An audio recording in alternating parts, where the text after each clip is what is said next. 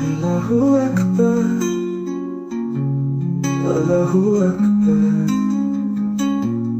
Allahu Akbar, Allahu Akbar.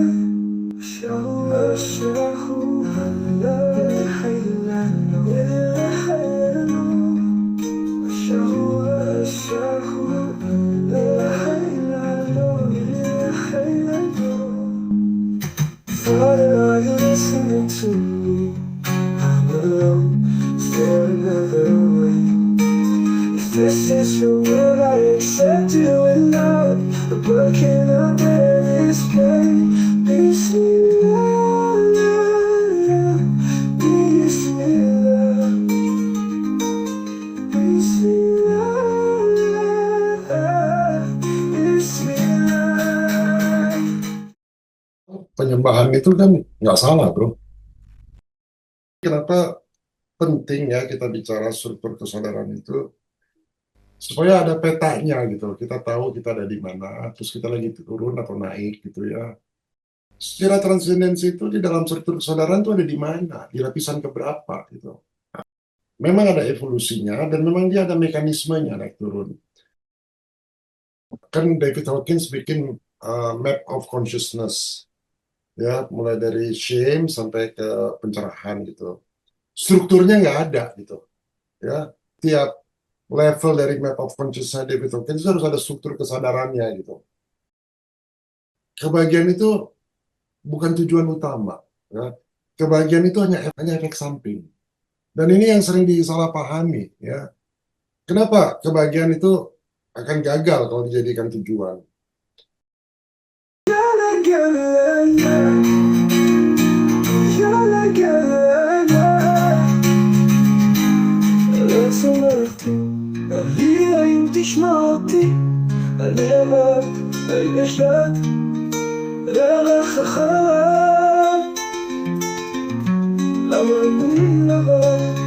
תחת שמיים קרים, ראי את האור שנוכל לעמוד איתה.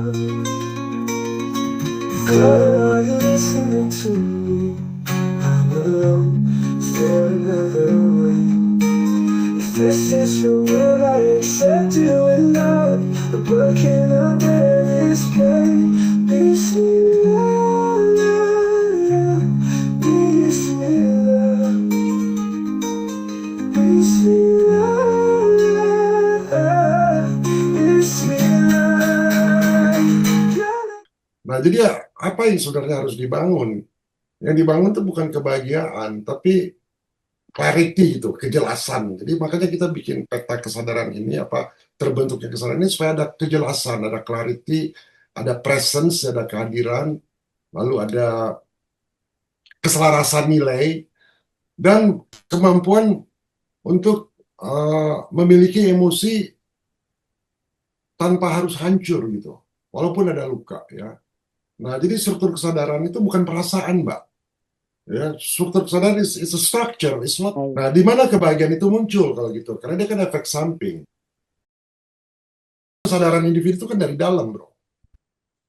Ya, Nah, betul. jadi penyembahan akhirnya menekankan ritual akibatnya, bukan mekanisme kesadaran. Seharusnya penyembahan itu harus bisa dijadikan mekanisme kesadaran, bukan menekankan ritual. Makanya penyembahan itu bisa membingungkan level dan state dari kesadaran.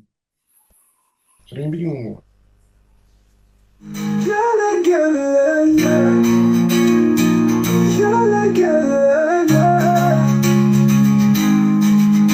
If this is your will, I will do as you ask. But I am weak, please give me your strength. Why am I alone under this dark sky?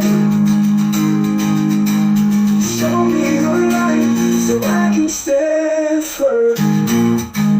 Here I am, surrendering to your will.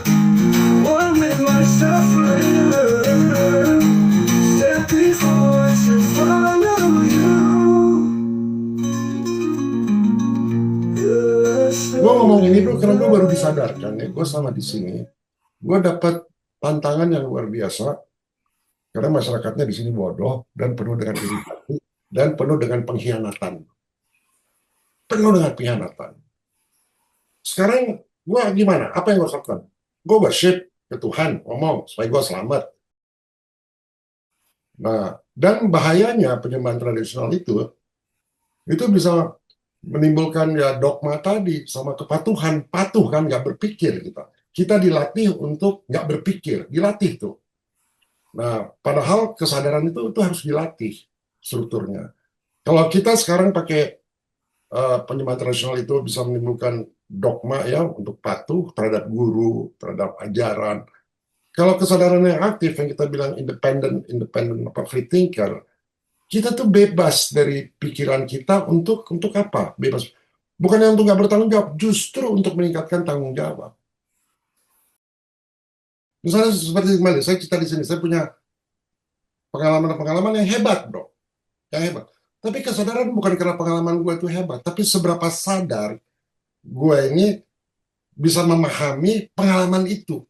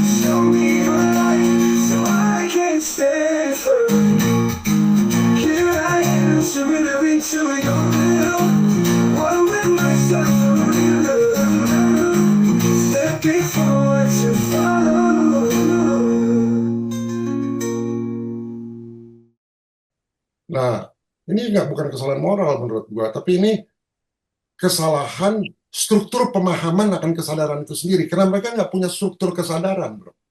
Iya, benar. Jadi apakah kita berdoa, apakah kita ngongkek sama bini kita, apa kita bisnis, kita nggak pengalaman aja, tapi kita nggak ngukur dari seberapa sadar kita terhadap pengalaman itu. Dan kita nggak akan bisa ngukur seberapa sadar kalau kita nggak ngerti struktur pemahaman kesadaran itu. Kita harus tahu strukturnya ada beberapa layer.